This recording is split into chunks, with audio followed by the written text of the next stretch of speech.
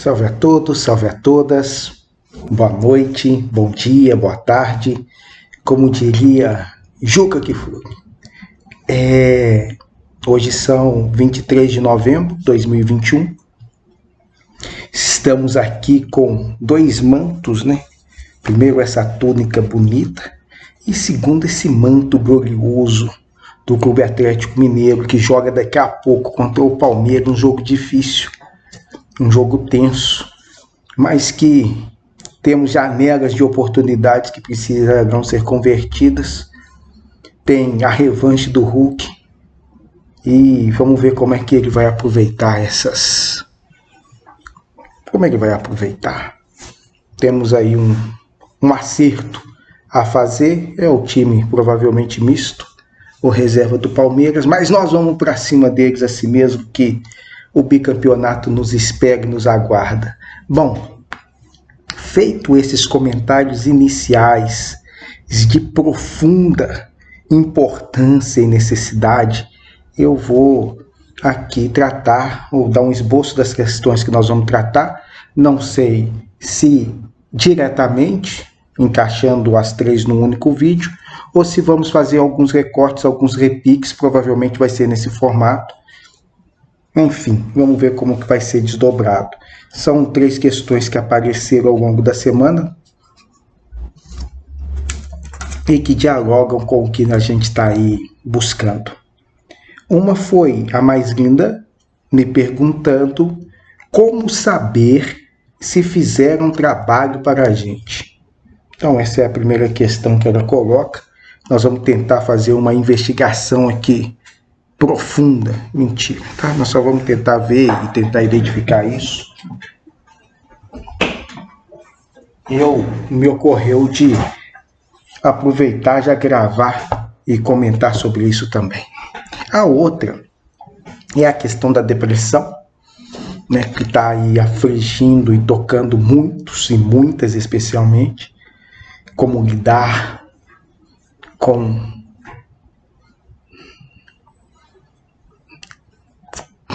tá vendo? A falta minha de definição, porque é uma emoção, é uma sensação, é um combo energético, afinal de contas, como é que a gente lida com a depressão? E por último, mas não menos importante, a questão do suicídio, especialmente do suicídio infantil, muito pouco comentado, muito pouco discutido, muito pouco tudo. E essa semana nos chegou um caso de um colega de grupo trazendo, e eu comecei a babar, porque como eu entro nesses assuntos, geralmente eu começo a babar, a morder, e vamos tentar tocar também de uma forma menos dramática, mais graciosa, alertando sobre. Então são essas três perspectivas, são esses três recortes, são essas três nuances que nós vamos dialogar hoje. O mais impactante deles é um vídeo também que recebemos no grupo, mas esse eu vou ver se consigo montar, apresentar a fala da querida pastora, e a partir dessa fala que ela traz e dialogando com o que ela apresenta. Bom, vamos lá. Como saber se fizeram um trabalho para nós? Essas perguntas sempre povoam, né? E sempre tecem as existencialidades nossas. E as nuances dessa resposta são inúmeras.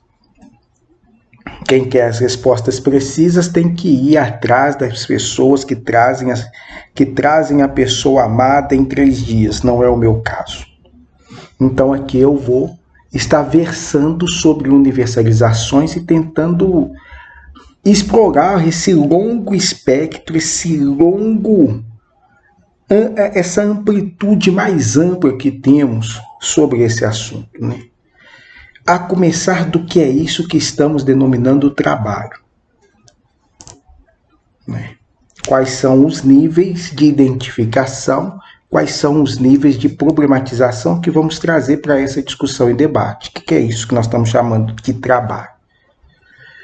O Paulo Coelho, lá nos idos da década de 90, ao falar do Diário de um Alquimista, ele chama de magia branca e magia negra. Depois a gente entra tocando essas questões também, né?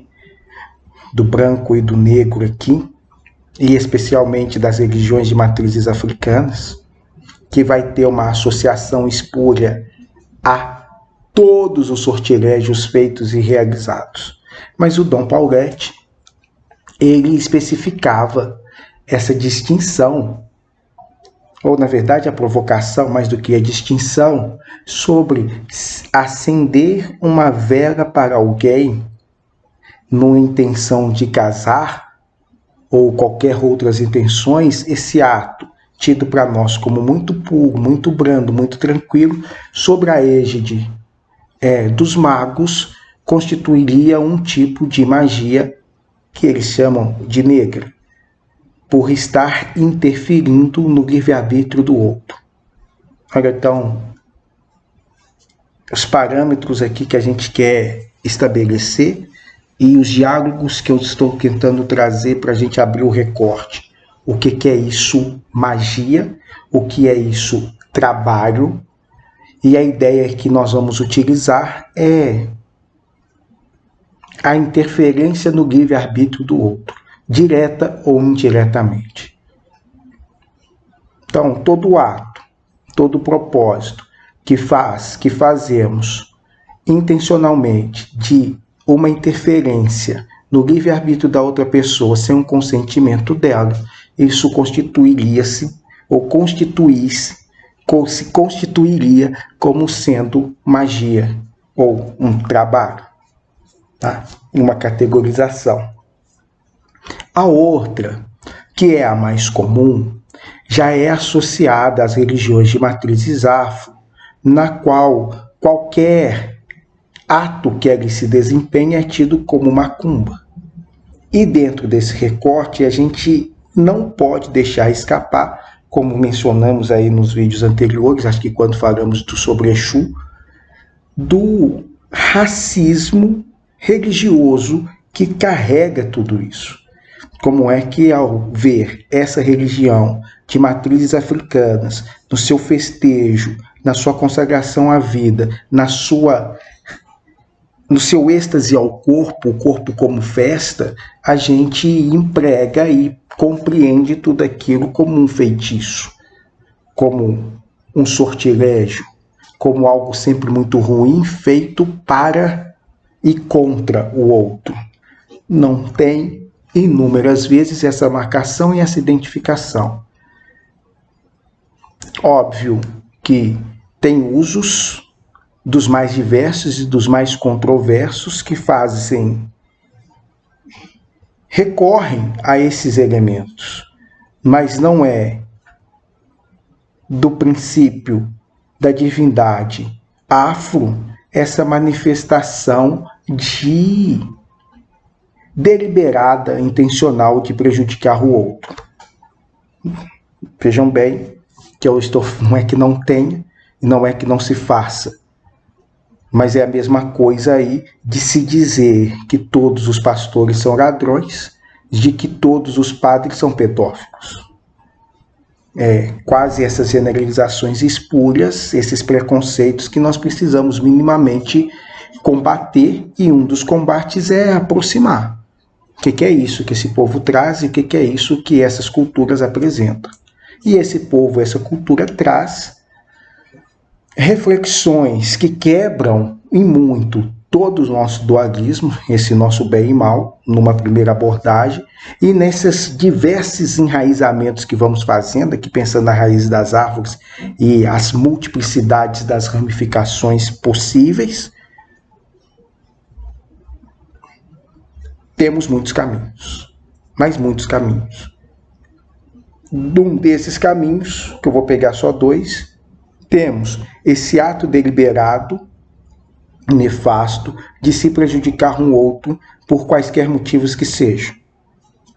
E temos aqui um outro, que, por apresentar um corpo livre, um corpo que dança, um corpo que festeja, um corpo que cultua as divindades na sua representação e espelhamento pela natureza, nesse grau de liberdade, aqueles que veem, especialmente que ouvem o som dos atabaques, se sentem enfeitiçados. Então o corpo dessa mulher preta, o corpo desse homem negro, em festa, em dança, em alegria, em devoção, libera e provoca aos mais diversos elementos de devaneios, os elementos mágicos, nesse sentido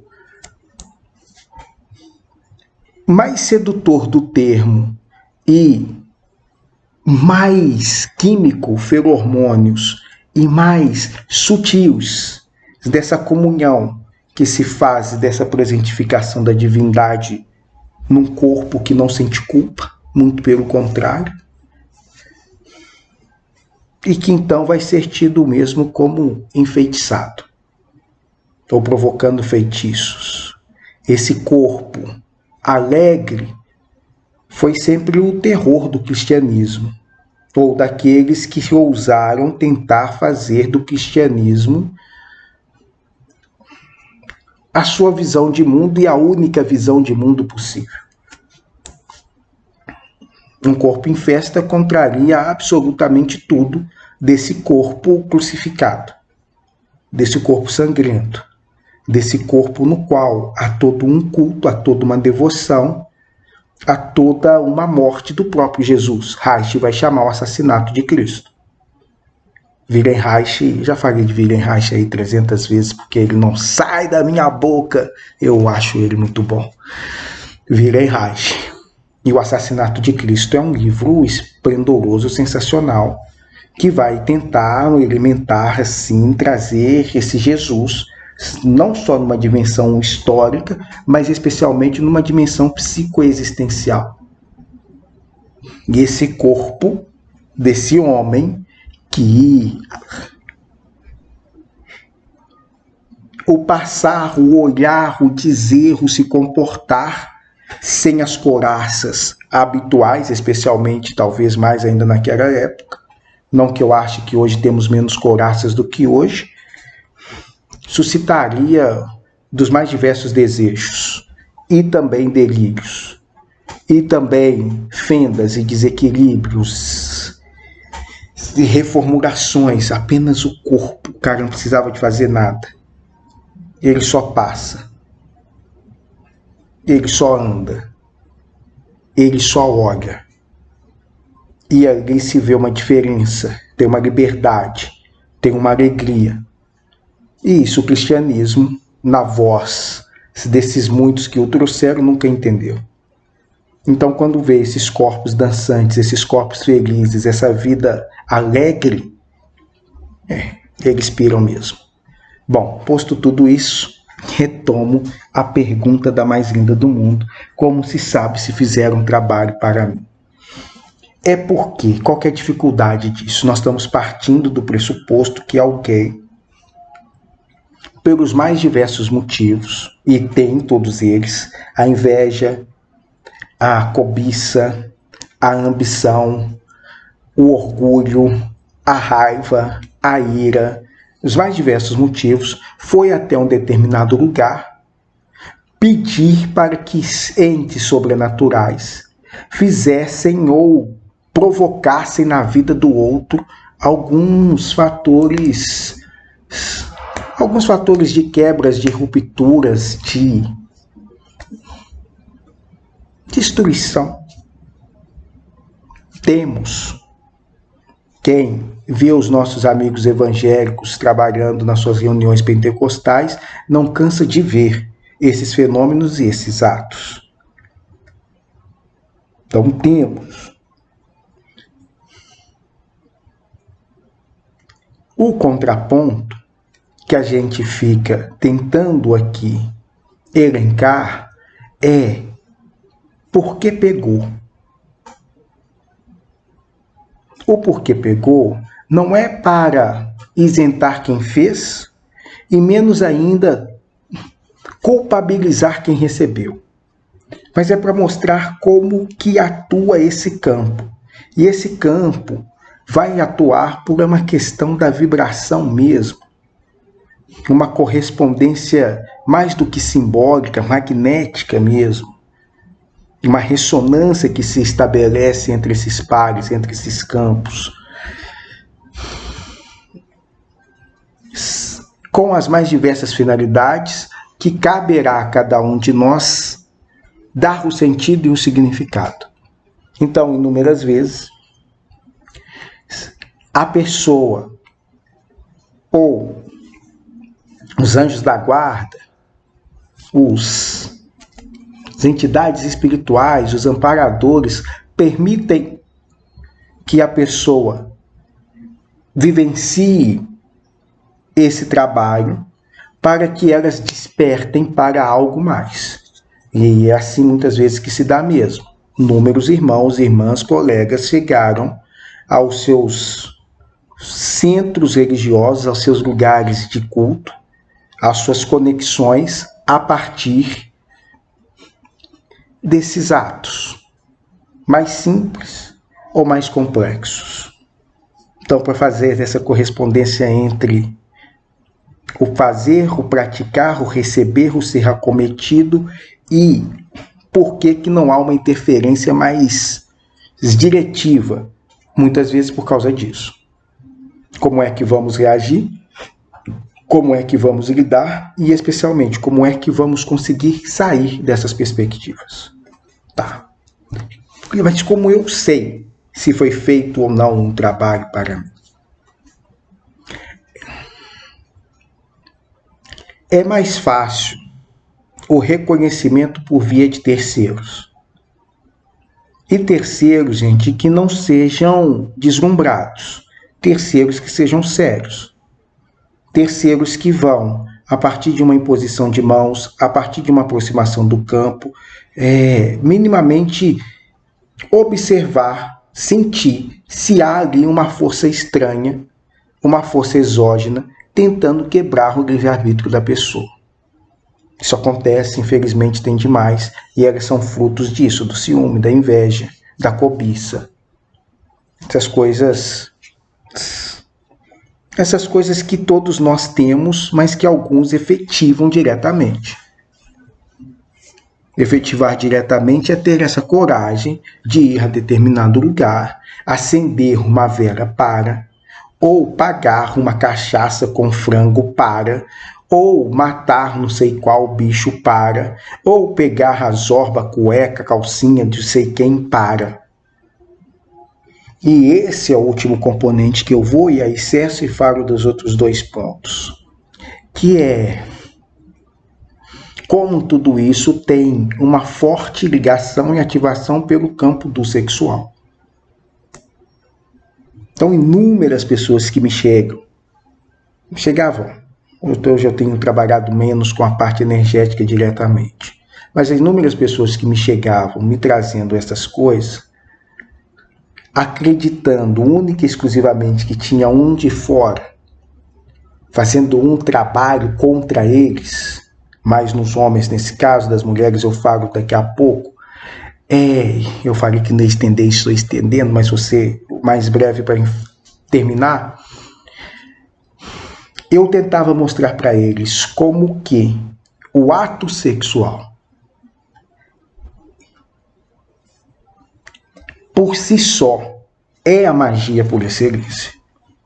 No ato sexual, então aqui vamos imaginar um corpo, da cabeça aos órgãos genitais, outro corpo, da cabeça aos órgãos genitais.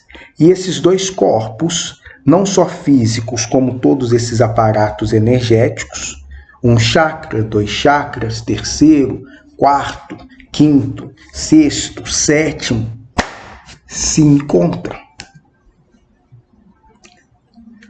E aqui, nas mais diversas posições, mas eu estou pensando na mais básica delas, no papai e mamãe mesmo, nesse ato de comunhão não só desses corpos, como de todos os corpos. E liga, gente. Vai ligando, vai ativando, ó. 1, 2, 3, 4, 5, ativa. É bonito pra caralho ver.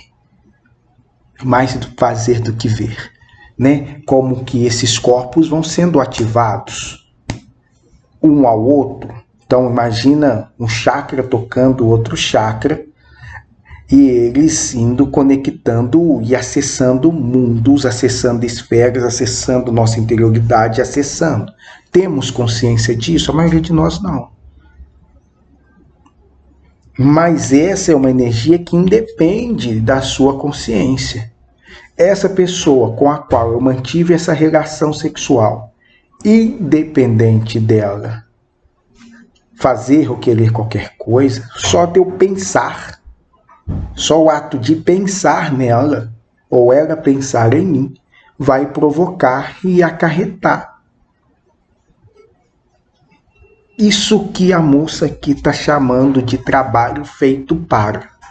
Então, uma das coisas a observar é: pense, observem nesses seus diversos, vários companheiros sexuais. Tem essa atração, tem essa força e tem esses respingares. Um ponto. No caso das moças, aqui tem um ponto que a gente tinha que parar e ficar vendo com mais minúcia. Mas o receber, né? O receber esse ato, então a moça está quieta, calma, tranquila, na casa dela, e de repente está sendo enganada pelo marido sem saber que está sendo enganada pelo marido. Não sabe conscientemente, não sabe intencionalmente, mas algumas coisas começam a desandar. E da onde que vem isso? E como é que vem isso? Mas vem, tá posto, tá lá. Era presente, era sente, altera, deprime, chateia. Mas de quem que é a culpa? Obviamente das mulheres.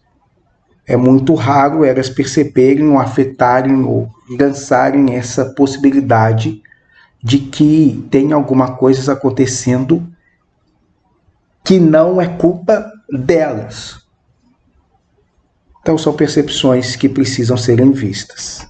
Eu acabei não respondendo, mas acabei aqui aumentando o nosso leque de possibilidades e dizendo: procure alguém confiável, vá a algum lugar confiável. Nossos amigos da Carismática com imposição de mãos adentram esses campos. Os nossos amigos evangélicos sérios também via imposição de mãos adentram esses campos. Centros espíritas mediante o passe adentram esses campos. Reikianos e aplicadores de energia, às vezes até mesmo massagistas, conseguem adentrar e perceber esses campos. Uma série de pessoas estão aptas e preparadas para adentrar esses campos, perceber esses campos. Os nossos amigos das religiões afro captam esses campos, e aí as indicações do que vão ser pedido para fazer é o que cada um precisa colocar atenção em consciência. E a atenção em consciência aqui é se livrar do medo. Não precisa de ter medo de nada disso, respeita, mas não tema. Maiores poderes advêm do alto e dos amigos espirituais que protegem todos nós. Às vezes nos desvinculamos, mas estamos protegidos por. Bom, então para esse momento, esse inicial foi esse. Eu vou aqui nas outras duas e me quieto. Acompanha aí. Acompanha aí. Que o galo vai chegar. Beijos.